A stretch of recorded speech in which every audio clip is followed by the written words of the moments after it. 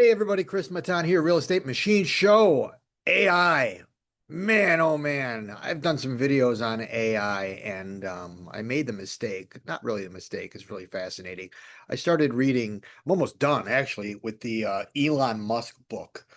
And love him or hate him, the guy's a fascinating individual. And reading his book is actually a really easy read. It's 610 pages, a lot of book, but really short paragraphs, 2 to 4 page long paragraphs, maybe 5 pages at the most. So it's kind of an easy read and you feel like you're kind of getting through it. It is a lot of pages, but it's a fascinating look into this, one of a kind maniac individual who is literally changing the world minute by minute. And with AI and the acceleration of it is, it really makes you think where all this is going. And, it's just been what's on my mind lately. I'm kind of going down some rabbit holes, good, bad, or indifferent. But everybody starts with a little chat GPT and it's the Google on steroids kind of thing. And then you kind of evolve into Claude and then Claude Cowork and now you've all of a sudden you got a little agent that's working for you, filing some of your emails away and doing some of these menial tasks that you don't like doing anymore. But all those things are fine and good, and they kind of allow you to buy back time. But if you look at it from a really, really broad, massive scope, and you multiply these little things that these chatbots are doing and these little agent AIs are doing, and you multiply that by a 10 or 100 or 1,000, and you really start to think about what not only what's possible, but what the future would look like. And, it's kind of exciting and scary all at the same time. Robotics, I'm in manufacturing, and robotics have been around for a long time. The machine itself has, increased capabilities and capacities and stuff like that. Now you've got robots. I've got a personal friend who's in the business of automation and building robots to automate making machine parts. And it's an unbelievable business. And he's got a great thing going. And what it's doing is it's allowing companies to mass produce without the reliance necessarily on more people. They just bring in robots and the robots are kind of doing the work. Now, granted, I think a lot of that might be, maybe it's a little bit more on the production side. You see them on assembly lines for a long time, and it replaces some of that human capital where it's necessary and where it's appropriate.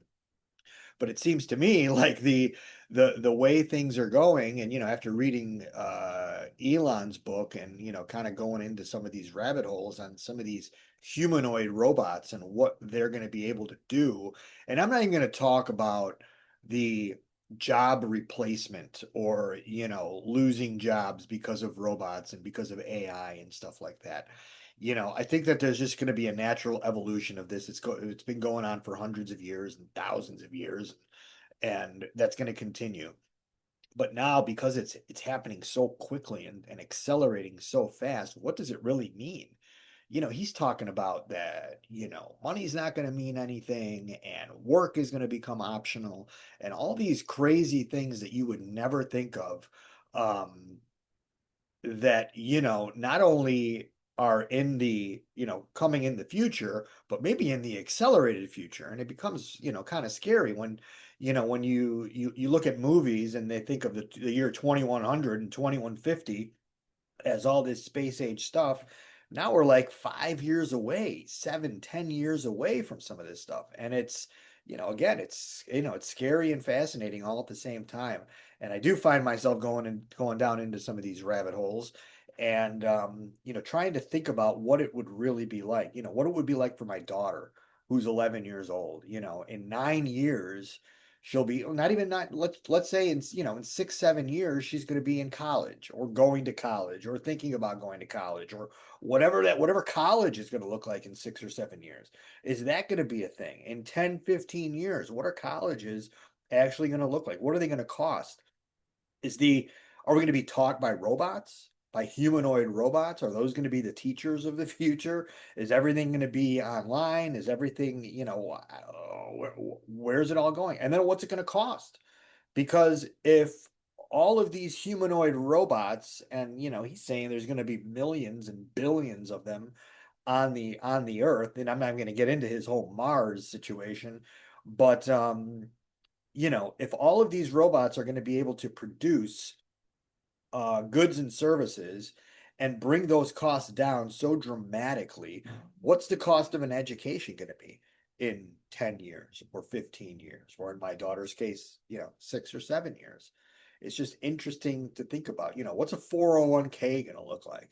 Is that even going to be a thing? Are you going to have to save for retirement? Um, I have aging parents, and, I've had aging aunts and uncles, and, long-term care, personal care, in-home care is a major expense and a major thing to think about when you get up in age, and everybody worries about it. Some people can afford it, insurance, forget about insurance. Are we even going to need insurance anymore? That's another question. But are we going to have these like in-home robots that not only cook and clean for you, are they going to be able to care for an elderly person and help them go shopping? Autonomous driving. You're not going to need to drive your car anymore. You know, it's just weird. It just goes on and on and on. If you really start thinking about it, it can make yourself crazy. I kind of force myself to live, kind of in the moment a little bit while looking forward, but really trying to be present, and doing all the things that kind of keep you present, and keep you motivated and keep you inspired. But you start thinking, that long-term vision, what life is actually going to be like, and what the workday is actually going to be like, and are you even going to be considering a workday or a school day? School's right around the corner, and what is that going to look like? It just fascinates me. So I'm curious to know who out there, whoever's watching these shows that I put on, who else is thinking about this? What are you doing today in your business and in your life to implement artificial intelligence or AI on any level, whether it's really, really short, small, surface level, or if you're really kind of like getting up there into high level elite type type artificial intelligence stuff within your business. Put some comments down there and let me know where you guys all stand on this. Again, Elon Musk is a really um he's an individual, what do they call him? Polarizing. He's a very polarizing individual, and learning about him, kind of gave me a little bit different perspective. It gave me a huge respect for not only what he does, but how he does it. But some of the things that he does are and he rightfully admits to it after he messes up, are wrong. And if you look at those kind of things, you're going to have an opinion of him.